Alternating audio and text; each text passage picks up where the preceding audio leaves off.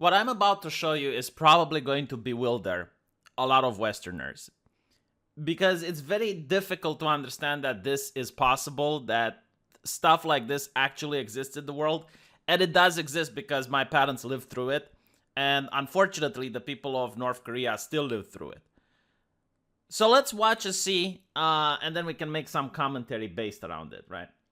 이번의 명절의 처음에서 라오스 당국 군부가 위대한 용도사 김정일 논문이 온 바와 같이 우리는 이국의 최고 현목을 우리는 적대시 정책을 포기하고 조미국과 군부로 정치 전환을 갖추려 하는 사람을 이룰 것이 우리는 그렇게 인내하는 최고 현목과 해결할 정책을 포기하여 안 된다. 조미국과 이국의 정책 정책 과정을 인내점을 가지고 예리하게. So, as you can see on North Korean television, they talk about the football match between North Korea and Portugal.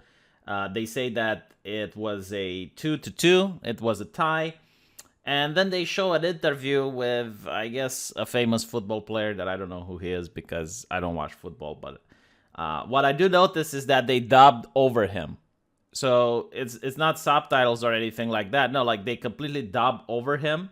And they show how even the foreigners are really impressed by North Korea's performance. They actually consider them to be one of the best teams in the world, one of the best football teams in the world. And he would happily play for North Korea if he had the opportunity. Now let's look at what happened in real life. So in reality, as you can see, all of the North Korean football players are crying. They're crying because of the results. And let's see the actual score. You see Portugal going 1 goal, 2 goals, 3 goals, 4 goals, 5. I mean, at this point, I would stop, to be honest. This is not funny, okay? Like, there will be a repercussion for those people. Like, it's not like playing a normal match. You're actually hurting real people by doing this. But it goes 6 goals. And if I'm not mistaken, the final score was 7-0. Right? So this was the reality. 7-0.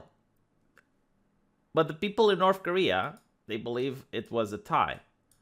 And the reason the people in North Korea believe the propaganda is due to the fact that the concept based around brainwashing is that if you can control the type of information that goes into a person's head, then you can control the person. Because the people in North Korea, they only have access to what the government allows them to have access. They have access to the North Korean television station, which is owned by the state. They can read the newspapers, which are owned by the state. And they can listen to the radio, which is owned by the state. They cannot access anything that comes from the outside world. It's pretty much what some cults do with their members by forbidding them from leaving the cult's compound or from forbidding them to talk with other people outside the cult. It's literally the same thing.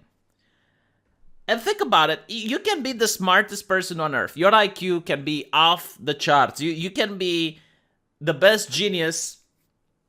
But if you cannot get access to the complete information, if you're not being allowed to even see the entire football match, you're not going to come to the conclusion that your team is this bad. I mean, sure, like maybe you're going to see this and you're going to be, well, maybe the government is lying. Sure. But you're not going to know just how bad things are. You might say, well, okay, maybe North Korean team lost.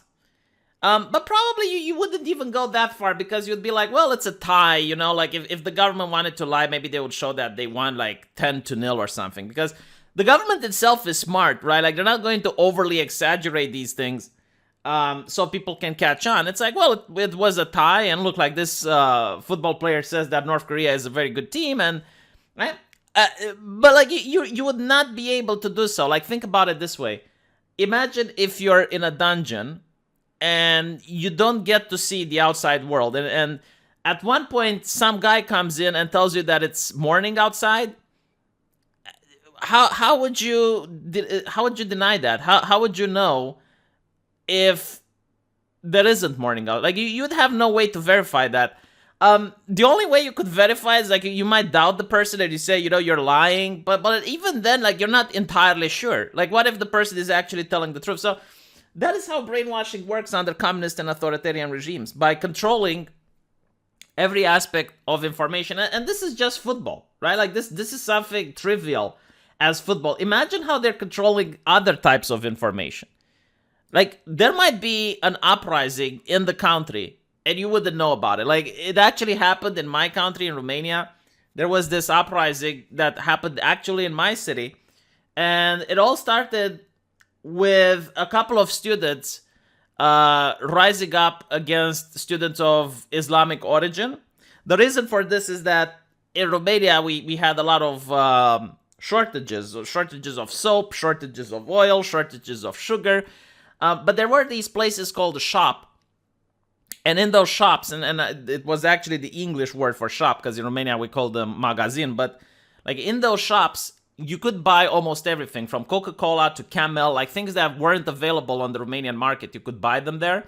But the catch was that you needed to have dollars in order to buy them. So only foreign exchange students could afford them. And most foreign exchange students in Romania at the time came from the Islamic world. So they would be able to go there and they would have the opportunity to buy Camel or to buy expensive perfumes and whatnot. And some of them were pretty arrogant about it. Like, some of them knew that the Romanians don't have access to that, and they would just start showing themselves off. Like, they would go into the students' dorm and smoke Camel in front of other people with a grin. And I guess like at one point one person snapped and they had enough. So they started attacking their Muslim colleagues, and eventually like more and more people gathered. And it turned out really nasty. I mean, we're talking about hundreds of students just gathering around and beating whatever foreign exchange student they could find. And the masses just gathered and gathered to the point where it turned out into a real riot. Now, the rioters realized, like these foreign exchange students, is not really their fault. Like, they're not the ones creating the system. They're just benefiting from the system. You know who's to blame? The politicians. And then they went to the city hall, and eventually like the cops came and they stopped the protest, and during the middle of the night, the leaders of the protest were arrested.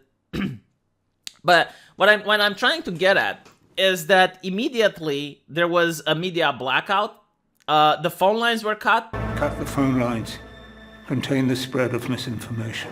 It was like a common tactic in order to prevent the spread of misinformation. And if you tried to enter the city, you would find a police officer that would turn you around, and they would say, nope, the city is closed. Like, what happened? Oh, like some foreign terrorist agitators, they tried to create a havoc in this area.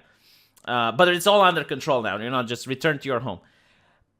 And that was it. Like, imagine, right? Imagine if the 9/11 would happen in the United States and you wouldn't know about it. Because the media wouldn't talk about it. The press wouldn't report about it. Right? Like, you wouldn't know it existed.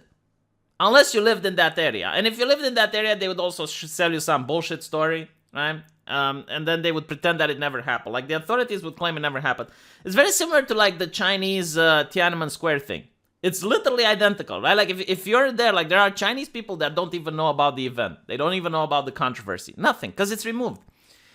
And this is very scary, right? Because I see it being done right now in the West, where it's supposed to have, like, freedom and liberty and whatnot. It's not done to the same scale because, obviously, like, the people in power don't have the same control of an authoritarian government. But you see, like, the private sector becoming more and more centralized, to the point where they can unilaterally just decide that some people aren't worth hearing.